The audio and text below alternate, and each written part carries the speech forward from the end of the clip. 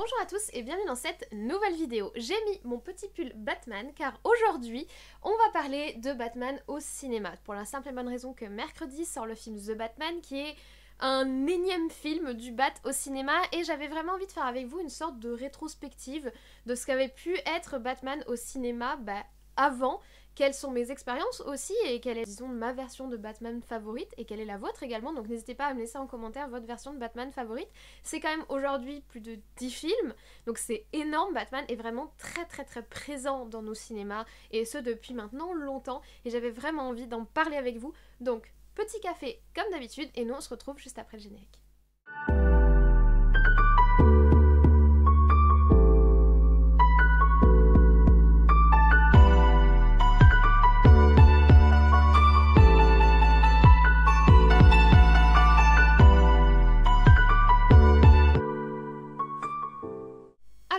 Du Batman dans nos salles obscures, il faut savoir que Batman est avant tout un héros de comics. Il est né en mai 1939 sous la plume du dessinateur Bob Kane et sous le scénario, grâce au scénario de Bill Finger. Il est issu de la licence de comics DC Comics, donc il faut savoir qu'il y a les deux licences de super-héros, de comics de super-héros les plus connues, ça va être Marvel et DC, qui ont d'ailleurs aujourd'hui donné le Marvel Cinematic Universe et le DC Cinematic Universe, donc ils sont encore aujourd'hui concurrents dans les cinémas, comme ils ont pu l'être concurrents dans les comics. Batman appartient à la team DC, on va dire ça comme ça, avec Superman, avec Wonder Woman, avec Aquaman, etc. Tandis que la team Marvel, ça va plutôt être Iron Man, Captain America, enfin ceux qu'on connaît d'habitude du MCU tout simplement. Alors il faut savoir que Batman a été un petit peu conçu comme l'alter ego sombre de Superman qui existait déjà à l'époque, là où Superman est vraiment une puissance, on va dire, positive et lumineuse et qu'il a des super pouvoirs. Batman va être plutôt un héros, voire même un anti-héros un peu plus sombre, torturé et qui a la subtilité d'avoir aucun pouvoir à part un énorme compte en banque. Bruce Wayne, il a pas de pouvoir mais il a des gadgets et il a l'argent pour pouvoir les financer. C'est aussi ça qui fait que Bruce Wayne n'est pas vraiment vous et moi, mais c'est sûr qu'il est plus proche de nous parce que c'est un humain, à l'inverse de Superman qui n'est pas vraiment humain puisque c'est un kryptonien, il vient d'une autre planète, ou à l'inverse de personnages comme Doctor Strange ou Wonder Woman qui vont avoir des capacités surhumaines.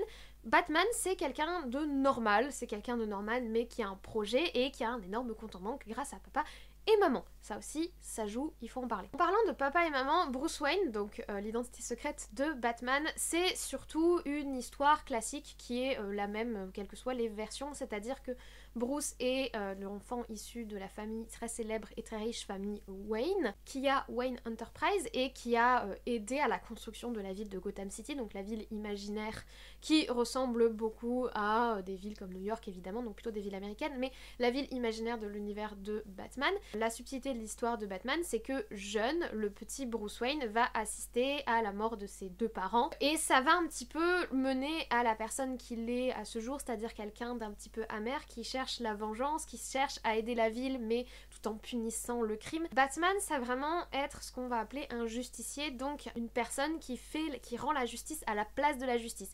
Il n'est pas vraiment dans la position du super héros, on est toujours sur la balance héros-justicier, donc est-ce que le héros fait la justice ou est-ce que le héros est au service de la justice? C'est tout le débat par exemple du film Civil War qui va opposer la team Captain America et la team Iron Man, on va dire ça comme ça. Batman se pose pas du tout la question, lui c'est un justicier, il rend la justice. La seule spécificité c'est qu'il ne tue pas, c'est-à-dire qu'il essaye vraiment de nettoyer le crime dans Gotham mais sans commettre l'acte ultime de mort, et encore ça dépend des versions. Bruce Wayne il est toujours secondé par son majordome Alfred, que j'adore, cœur sur Alfred, et il a des méchants, des antagonistes classiques qui lui sont associés par automatisme, on va dire. Le plus classique d'entre eux, le plus connu, ça va être le Joker, qui a déjà été diversement mis à l'écran au cinéma. On va aussi avoir Mystère ou le Sphinx, ça dépend comment on l'appelle. On va avoir le Pingouin, qui est mon petit chouchou, j'aime beaucoup le Pingouin. On va avoir Poison Ivy, on va avoir l'Épouvantail, on va avoir Bane, on va aussi avoir Double Face par exemple. Donc tout ça, ce sont des méchants très typiques, des antagonistes typiques des comics Batman qu'on va forcément retrouver à l'écran lorsqu'on va adapter les comics. Dernière chose à comprendre pour bien comprendre l'univers de Batman, Batman c'est un univers qui est sombre, qui est très adulte, là où le super-héros de comics classique et coloré généralement s'adressait à un jeune public, on va dire. Batman va plutôt s'adresser à un public plus adulte, plus mature, va aborder des thématiques plus violentes. Donc c'est vraiment un héros qui est différent et qui se détache par rapport à ce à quoi on est habitué. Trigger warning, si jamais, je ne suis pas du tout une grande spécialiste des comics, donc si je dis des bêtises, n'hésitez pas à me corriger. Moi, ces héros, les super-héros, que ce soit Marvel ou DC d'ailleurs, je les ai découverts au cinéma, c'est comme ça que je les ai rencontrés. Je me suis forcément renseignée un petit peu sur le comics, mais honnêtement, j'ai lu quelques comics, à part Sandman, j'ai pas vraiment adhéré, c'est pas un style auquel je me suis attachée, je suis plus manga que comics, voilà, clairement. Donc si je dis des bêtises concernant le lien avec le comics, n'hésitez pas à me le dire, il y a absolument aucun souci. Voilà, fin de la parenthèse. Au niveau du cinéma, la première adaptation de Batman au cinéma date de 1966. Alors j'ai vu le film pour la gloire, hein, voilà. Honnêtement, le film a vraiment vieilli, on sent que c'est un film de 66 qui commence à se faire vieux. J'ai vraiment eu du mal au visionnage, mais voilà. Le film de 66, qui a un côté un petit peu kitschouille aujourd'hui, on va dire, reprend du coup Batman ainsi que son assistant Robin. Batman étant incarné par Adam West, et ils vont devoir libérer des représentants de l'ONU qui ont été kidnappés et qui sont menacés par une machine qui déshydrate les gens et les transforme en poussière. Mais ne vous inquiétez pas, si on réhydrate, ça refait des êtres humains, il n'y a pas de souci de ce côté-là. Donc voilà, rien que le scénario a pas mal vieilli, on sent la petite obsession post-seconde guerre mondiale, début de guerre froide autour de l'ONU, hein, voilà. Mais bon, le film est marrant à voir, même si clairement il a vieilli. Le film est sympathique et c'est la première mise en image de Batman au cinéma. Le Bat va ensuite très longtemps déserter les salles de cinéma jusqu'en 1989 où un réalisateur de génie que j'adore va reprendre la franchise. On parle évidemment de Tim Burton qui va être, on va dire, dans l'intention et dans la création de ce qui va représenter une quadrologie qui commence en 1989 et qui se termine en 1997. À savoir que Tim Burton n'a réalisé que les 2 premiers films et qu'ensuite il va être remplacé par Schumacher et pas pour le mieux, on va dire ça comme ça. Mais en tout cas, en 89, le Batman, donc Batman, le film de Tim Burton, va arriver dans les salles. Donc le Batman va être joué par Michael Keaton. Ce que je trouve super drôle, c'est que déjà, il est super jeune à l'époque, et moi, le Michael Keaton que je connais aujourd'hui, c'est celui dont on a parlé dans Dopsic. Je l'aime beaucoup par ailleurs, c'est un acteur que j'aime vraiment beaucoup, que je trouve très sympathique et très attachant. Mais voilà, on va avoir le Batman de Michael Keaton. À ses côtés, on retrouve notamment Kim Basinger, donc on est vraiment sur des acteurs assez connus de l'époque, et il va combattre le Joker, donc le méchant classique par excellence, on va dire, qui essaye de faire mourir tout le monde de rire, qui est vraiment un plan classique du Joker, clairement. Le film qui profite des musiques de Danny Elfman, qui sont par ailleurs magnifiques, j'aime beaucoup Danny Elfman, production musicale du film, il travaille très souvent avec Tim Burton par ailleurs, mais donc le film profite des musiques de Danny Elfman, et il va être récompensé de l'Oscar de la meilleure direction artistique. Honnêtement, le film est sympathique, c'est pas du tout le Batman tel que moi je le vois, vraiment pas. Il a un côté second degré un peu kitsch, voilà, que moi j'apprécie pas particulièrement, mais le film va avoir un certain succès et c'est pour cela que 3 ans plus tard, en 92, va sortir Batman le défi. On a encore à la réalisation Tim Burton, on retrouve encore les musiques de Danny Elfman et on a toujours Michael Keaton comme Batman. Cette fois-ci, Michael Keaton va combattre Cobblepot, le pingouin que j'adore, qui est joué par Danny DeVito. Moi j'aime vraiment beaucoup le pingouin. Je suis triste qu'on le voit pas plus souvent dans les films de Batman. Voilà, c'est tout, je voulais dire ça. Il va combattre notamment le pingouin et on va aussi retrouver Catwoman qui va être jouée par Michelle Pfeiffer. Le film est également un succès et honnêtement, moi je me suis bien amusée. Je l'ai trouvé sympathique, le film, voilà. Il est sympathique, on n'est toujours pas dans l'image de Batman que j'ai moi, donc voilà, on n'est toujours pas dans mes critères et c'est pas mon film favori du Bat, mais le film est très sympathique et c'est pour cela que la licence est de nouveau reconduite. Cependant, Tim Burton va un petit peu quitter le projet et c'est donc Schumacher qui va, on va dire, prendre la suite. Et c'est assez malheureux parce que pour ce Batman Forever qui va sortir en 95, disons que les pièges sont complètement remixés, le jeu va complètement changer. Là où on a un style un petit peu gothique, baroque, sombre, typique de Tim Burton, on va passer sur quelque chose d'assez urbain et coloré qui moi me parle beaucoup moins. Michael Keaton ne revient plus en tant que Batman, il va alors être incarné par Val Kilmer que je trouve pour le coup beaucoup moins convaincant. On a quand même un très très beau casting, on a notamment l'homme mystère qui est joué par Jim Carrey que moi je connais de The Mask par exemple, et honnêtement qui colle vachement bien avec cette espèce d'homme mystère hyper kitsch, hyper coloré qu'on lui a collé là dans ce film.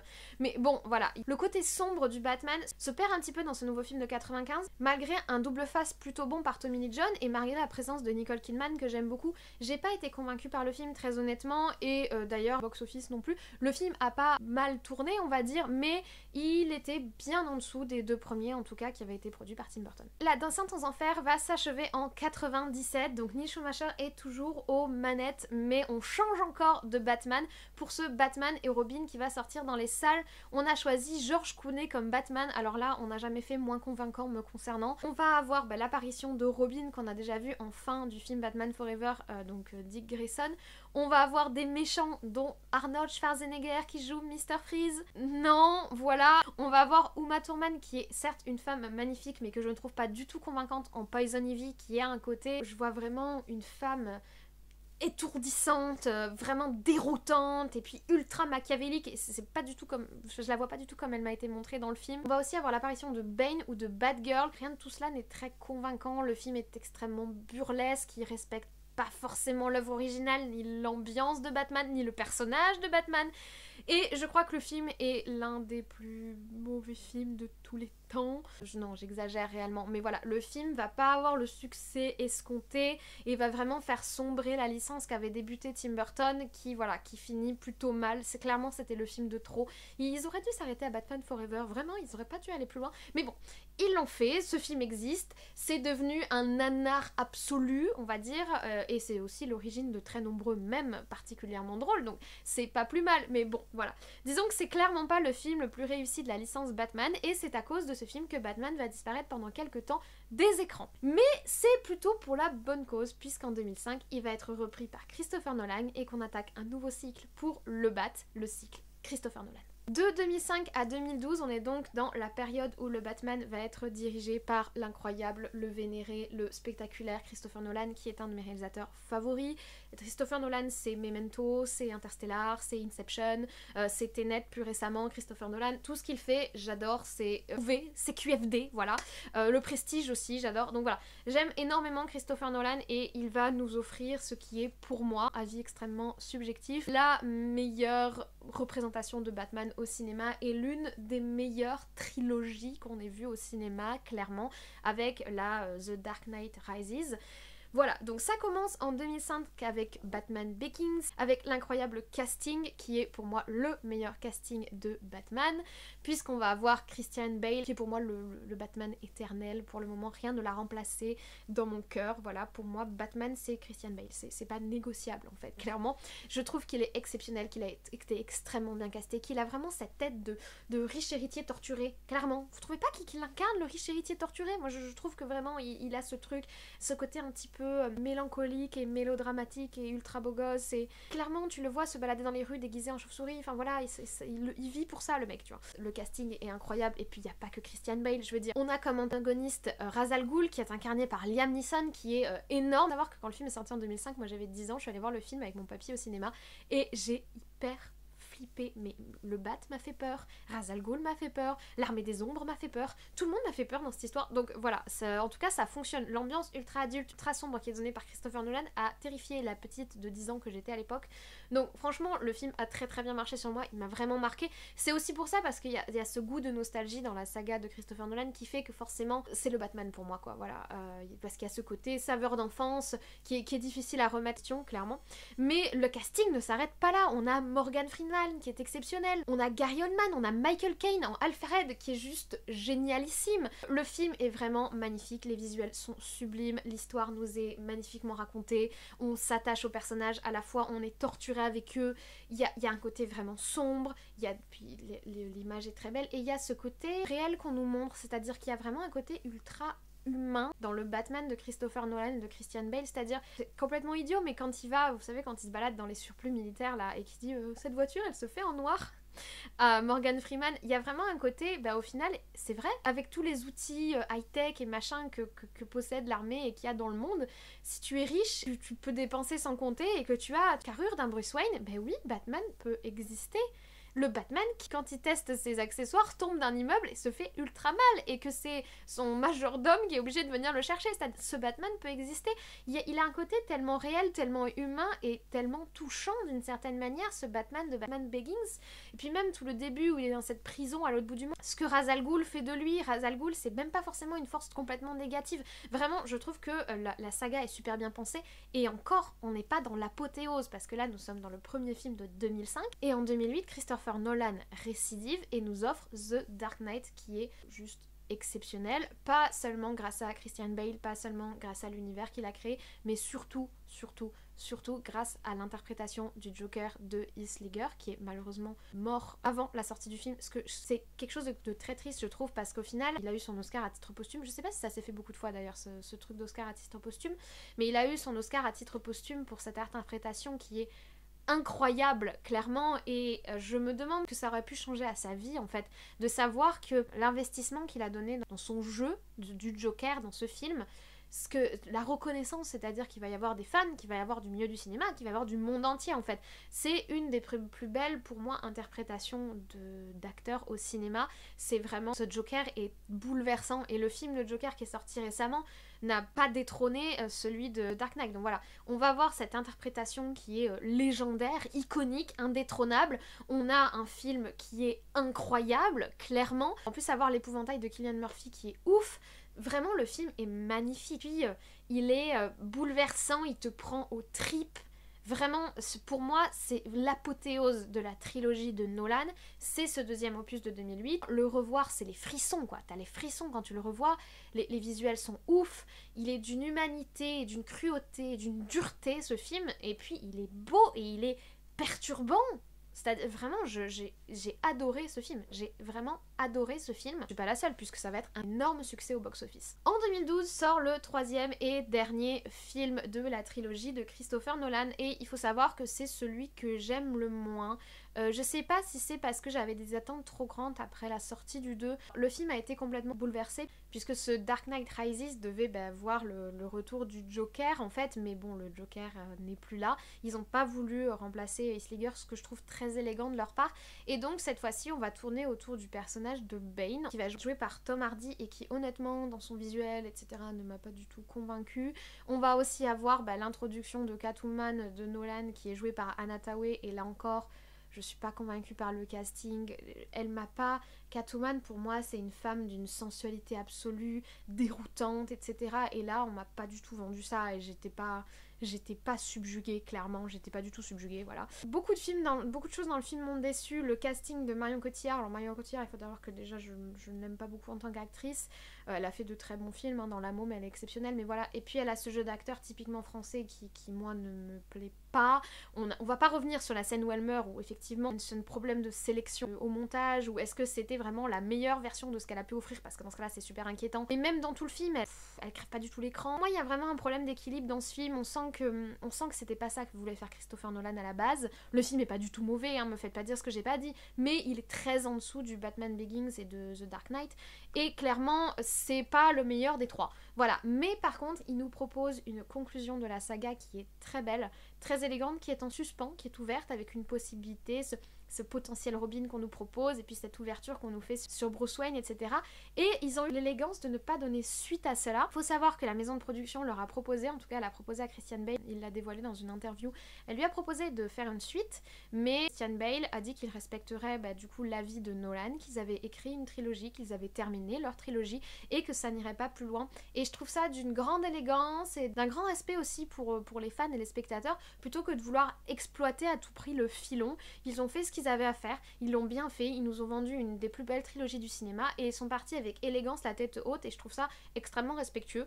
Voilà, c'était la parenthèse que je voulais faire, sachant que voilà, je voulais vous dire que j'aime énormément la fin, et je trouve qu'il y a une unité très belle et un très bel équilibre, et que de toute façon c'est une des meilleures trilogies qu'on nous a offert au cinéma, avec la trilogie de Seigneur des Anneaux de Peter Jackson notamment, et d'autres, mais je veux dire, ce sont trois très beaux films, et c'est pour moi la plus belle expression de Batman au cinéma qu'on m'ait proposé jusqu'à aujourd'hui, je ne sais pas, mercredi sort un nouveau film, donc je ne sais pas. Mais en tout cas, Batman ne s'est pas arrêté là, et on attaque ensuite, après ce film de 2012, un nouveau cycle en 2016. On va attaquer le cycle des Batman de Zack Snyder. Alors, en 2013 va sortir le film Man of Steel, dirigé par Zack Snyder, et avec notamment Christopher Nolan au scénario. C'est assez... anecdotique de le raconter, mais voilà, c'est vrai. Et c'est un petit peu le début de la renaissance pour DC. DC a vraiment eu le droit au déboire, et surtout il s'est fait largement dépasser par son frère ennemi Marvel, qui a construit un Marvel Cinematic Universe extrêmement puissant, extrêmement ancré, on va dire, dans la fanbase et dans le cinéma aujourd'hui. Et DC essaye de rattraper tout ça, et ils essayent en 2013, à partir de 2013 avec Man of Steel, de recentrer un petit peu leur univers et de construire à la manière de Marvel une sorte de réseau de films qui sont interconnectés. On commence donc avec Man of Steel, Superman, qui est interprété par Henry Cavill et qui est plutôt bon. J'aime pas du tout Superman, c'est pas du tout un héros que j'apprécie. Non, j'arrive pas. Chacun ses goûts, mais je trouve qu'il est très bien interprété par Henry Cavill et il revient en 2016 aux côtés du Bat pour le film Batman vs Superman, l'aube de la justice. Alors il faut savoir que c'est la première fois au cinéma que les deux principaux, on va dire, héros du DC Universe se retrouvent dans le même film, donc c'est vraiment original. Mais on va nous proposer un Batman de Ben Affleck que je n'ai pas du tout accroché. Alors c'est beaucoup moins pire que le Batman de George Clooney à mes yeux, mais le Batman qu'on nous offre, c'est pas le Batman auquel j'ai appris à m'attacher, notamment avec Christopher Nolan. On a un Batman usé, désabusé, qui a vécu la mort de Robin, qui est devenu cruel et presque suicidaire, et qui est vieux et fatigué et qui est plus capable, et c'est pas mon Bat. Et vraiment, je sais que l'interprétation de Ben Affleck est pas mauvaise et on va le voir dans les films suivants, mais c'est pas mon Batman du tout et j'ai été extrêmement perturbée lorsque Batman vs Superman est sorti. J'ai pas beaucoup aimé ce que j'ai vu, voilà, ça m'a déroutée. Après c'est pas un mal, mais voilà, ça m'a vraiment déroutée et j'ai pas eu le reflet du Batman que je connais. Donc dans Batman vs Superman, le Bat considère que Superman peut être un danger pour l'humanité et ils vont donc s'opposer durant le film et cela va mener au sacrifice de Superman, puisque en parallèle de ça on va avoir deux méchants iconiques qui vont réapparaître. D'un côté Lex Luthor, qui est un méchant classique de l'univers du Bat, qui va être interprété par Jesse Eisenberg. Voilà, j'ai été pas convaincue, hein, clairement. De l'autre côté, Doomsday, qui est plutôt un méchant typique, un antagoniste typique de l'univers du Kryptonien, et qui m'a pas convaincue non plus. Au niveau des antagonistes, c'est assez creux le film, enfin vraiment, c'est pas un film que j'ai beaucoup apprécié, hein, très honnêtement. Le Batman vs Superman de 2016, voilà, j'en garde pas un souvenir ému, non. Voilà, je suis désolée, hein, je sais que le film est pas excessivement mauvais et je sais aussi que, attention, avec Zack Snyder, il y a toujours un souci qui est que Zack Snyder, je sais pas, il a une pensée pour ses films et à chaque fois, je sais pas, il y a des mecs qui lui mettent des bâtons dans les roues et au final, on finit toujours par avoir au cinéma pas ce que lui voulait faire quand il a tourné et quelques temps plus tard, on a le directeur Scott qui sort. Alors, c'est le cas pour Batman vs Superman, mais c'est surtout le cas pour celui de 2017 qui est le Justice League, où cette fois-ci Batman revient, mais pas tout seul, puisque le sacrifice de Superman lui a redonné foi en l'humanité, même s'il est toujours très empêché, vieux et pas trop capable. Donc il va rassembler des super-héros, les super-héros du DC, c'est-à-dire on va avoir Cyborg, Aquaman de Jason Momoa, Gal Gadot en Wonder Woman, on va aussi avoir Flash, que j'aime pas beaucoup, mais voilà. Flash, oui je sais, je suis pas très héros d'ici, hein, s'il vous plaît me tapez pas. On rassemble tout ça pour former la Justice League. Donc la Justice League, elle se forme un peu sur l'œil bienveillant de Papy Batman, hein. Là c'est Papy Bat, mais vraiment empêché le pauvre, ça me fait mal au cœur, vraiment. Le Batman de Ben Affleck, moi il me fait mal au cœur. Heureusement que les autres ils sont là pour faire des trucs héroïques, parce que il est héroïque, hein, mais c'est Papy Bat quoi. Le film qui est sorti en 2017 n'a pas satisfait les fans, nous dirons ça ainsi, mais nous avons le directeur Scott qui est sorti l'année dernière, donc en 2021 sur HBO il me semble, et le directeur Scott est bien meilleur. Donc voilà, Zack Snyder, c'est vraiment, à chaque fois c'est l'effet qui se coule, Zack Snyder, c'est-à-dire le film sort au cinéma, tu te dis ah, c'était pas top, et au final il te dit non mais c'est pas ce que je voulais faire, et il te sort un directeur Scott après et au final t'es ébloui. Donc voilà, Zack Snyder c'est un peu particulier comme réal, mais bon, dans tous les cas son Batman ne m'a pas convaincu. De toute façon il n'est pas tout seul dans le film, il n'est pas le seul héros comme ça peut être dans les Batman qu'on a eu avant, et il ne combat pas ces méchants iconiques. On va pas avoir un Joker, Poison Ivy ou ce genre de truc, on va plutôt avoir du coup des combats un peu plus larges, un peu plus interplanétaires, qui sont propres à des rassemblements de super-héros de toute façon, comme on l'a pour Avengers et comme on l'a là du coup pour la Justice League. Alors d'après ce que j'ai cru comprendre, corrigez-moi si je me trompe, normalement le Batman de Ben Affleck ne devrait pas revenir à l'écran. Justice League se termine avec un Bruce Wayne qui commence à rénover le Manoir Wayne et qui va un petit peu prendre la tête de la Justice League, mais au vu de son état physique, je doute, je rappelle quand même que Batman n'est qu'un être humain, je doute qu'il continue à jouer les super-héros de la nuit avec un déambulateur, hein, clairement. Non, j'exagère, mais bon, il est quand même pas très physiquement en état, il a combattu le crime pendant longtemps, il a le droit à une retraite, il a le droit d'organiser la Justice League depuis un bureau, hein. Charles Xavier fait ça, hein, voilà, et il s'en sort très bien. Il me semble pas que le Batman de Ben Affleck reviendra à l'écran, corrigez-moi si je me trompe, mais par contre nous avons un nouveau Batman qui va arriver à l'écran ce mois-ci, ce mercredi-ci, mars 2022, ouverture d'une nouvelle trilogie avec le Batman de Robert Pattinson. Je vais pas vous en dire plus puisque de toute façon on se verra samedi pour mon retour sur le film, je vais le voir mardi soir en avant-première, donc samedi je vous ferai mon avis. Je voulais pas faire mon avis à chaud le mercredi directement parce que je pense que c'est un film qu'il va falloir que je mûrisse, mais voilà, samedi le rendez-vous est pris, nous parlerons de ce nouveau Batman de Robert Pattinson. Juste petit spoiler, sachez que de base je n'étais pas convaincue car pour moi Robert Pattinson c'est Harry Potter et Diggory et Twilight. Donc je sais qu'il a fait d'autres films après, je l'ai vu dans d'autres films, mais voilà, pour moi il était resté très ancré dans ces deux rôles là, qui sont un petit peu ces rôles iconiques on va dire, pour ma génération en tout cas. Et quand il a été annoncé en Batman, honnêtement j'étais pas du tout convaincue, parce que moi de toute façon j'ai toujours Christian Bale dans mon cœur, mais les bandes annonces m'ont envoyé du rêve. Honnêtement, les bandes annonces m'ont envoyé du rêve et actuellement la hype est réelle et j'ai vraiment très hâte. Donc apparemment ce qu'on nous annonce c'est une nouvelle trilogie, on nous annonce une nouvelle Catwoman, on nous annonce un homme mystère, donc le Sphinx qui est pas revenu au cinéma depuis longtemps. J'aimerais tellement qu'on nous annonce un pingouin, mais bon, peut-être, on verra.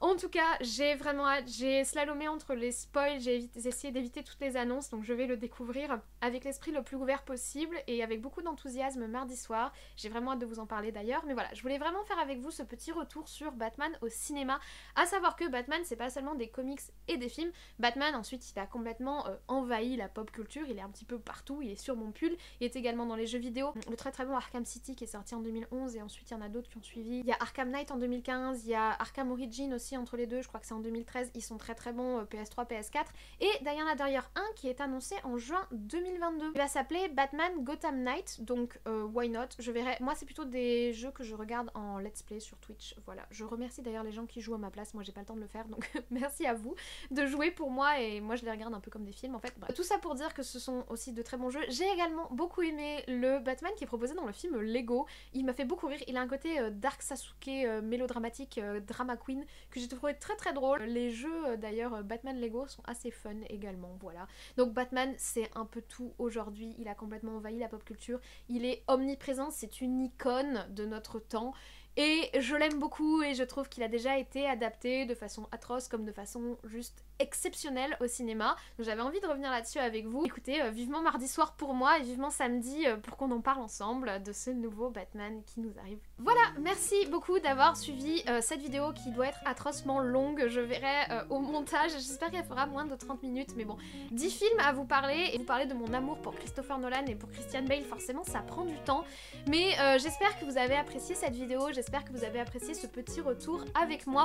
On se donne rendez-vous donc samedi pour mon avis sur The Batman de Robert Pattinson. On se donne rendez-vous mercredi pour le top 10 du mois, puisque ce sera le premier mercredi du mois. Je sais pas encore sur quoi je vais faire, peut-être que je vais faire mon top 10 des super-héros, comme ça on sera thématique cette semaine. Voilà, et écoutez, bah je vais pas m'étaler plus longtemps parce que je pense que la vidéo est déjà atrocement longue. Moi ça me fait toujours autant plaisir de vous filmer ces petites vidéos. Et je vous souhaite, bah écoutez, une très bonne journée, une très bonne semaine comme d'habitude, de très bons visionnages, et nous on se dit à très vite.